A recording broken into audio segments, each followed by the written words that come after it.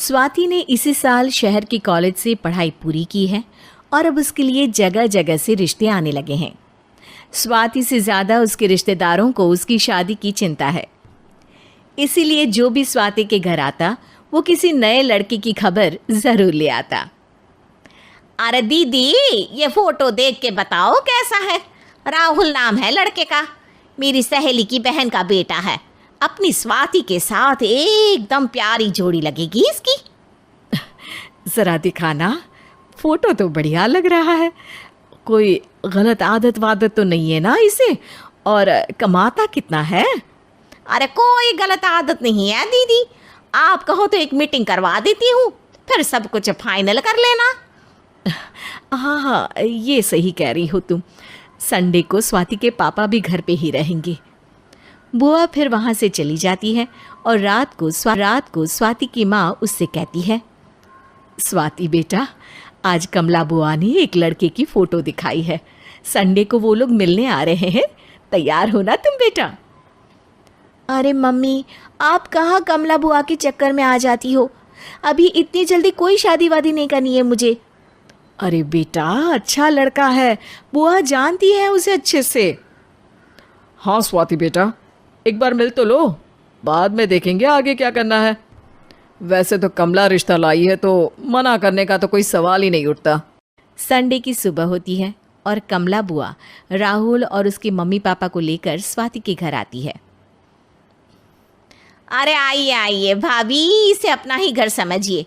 इनसे मिलिए, ये मेरे भैया और ये मेरी भाभी हैं। नमस्ते भाभी जी, ये है हमारा लड़का राहुल, सरकारी नौकरी की तैयारी कर रहा है ये। वैसे आपकी बेटी कहाँ है? अरे स्वाति बेटा, बाहर आ जाओ। वैसे कितनी पढ़ाई की है स्वाति ने? जी, पोस्ट ग्रेजुएट है हमारी बेटी साइंस में। ये सब तो ठीक है, पर घर संभालना जानती है या नहीं? हमें कौन सी इससे नौकरी करवानी है, नौकरी तो मेरा बेटा करेगा ही। पर मैंने इतनी पढ़ाई की है और आप चाहती हैं कि मैं घर पर ही बैठी रहूं? अरे स्वाति बेटा, ये बड़ों की बात में तुम कहाँ बोल पड़ी। हम सब देख लेंगे क्या करना है क्या नहीं। हम तो इसी बात में विश्वास करते हैं कि घर के लड़कियां घर में ही रहे तो ज़्यादा अच्छा रहता है। वरना भाई साहब, आप तो आजकल के हाल जानते ही हैं, कितनी घटनाएं होने लगी हैं औरतों के खिलाफ। स्वाति बेटा, रसोई का काम तो पूरा जानती हो ना? शादी के बाद तुम्हें ही संभालना है वो सब। अरे बहुत अच्छा खाना बनाती है ये, आप सब लोग इसकी तारीफ करते नहीं थकेंगे।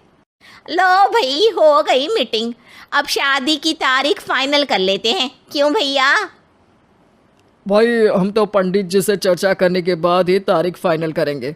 सालों से हम उनकी बातें मानते हुए आ रहे हैं। लड़के वाले और कमला बुआ की बातें सुनकर स्वाति एकदम नाराज़ हो जाती है और उसे लगने लगता है कि शादी के बाद उसे घर पर ही बैठना पड़ेगा।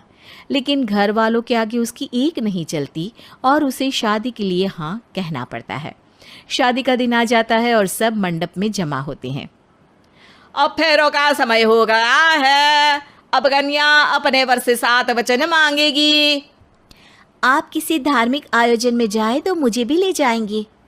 आप मेरे माता पिता का भी बराबरी से सम्मान करेंगे, हमेशा मेरा साथ निभाएंगे।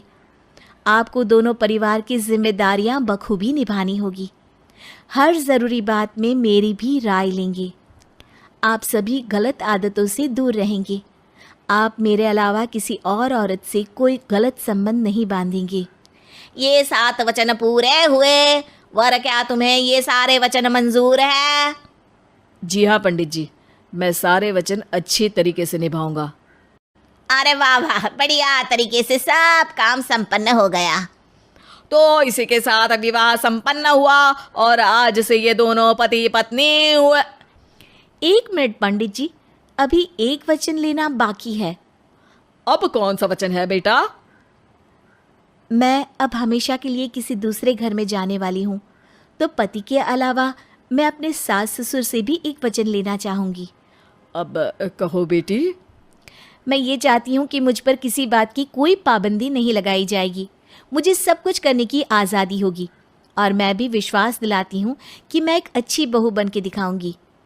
स्वाति की बात सुनकर उसके सास ससुर एकदम चौंक जाते हैं और कुछ बोल नहीं पाते कि उतने में कमला बुआ बोल पड़ती है। अरे बेटा, ये भी कोई कहने की बात है? रानी बन के रहोगी तुम तो।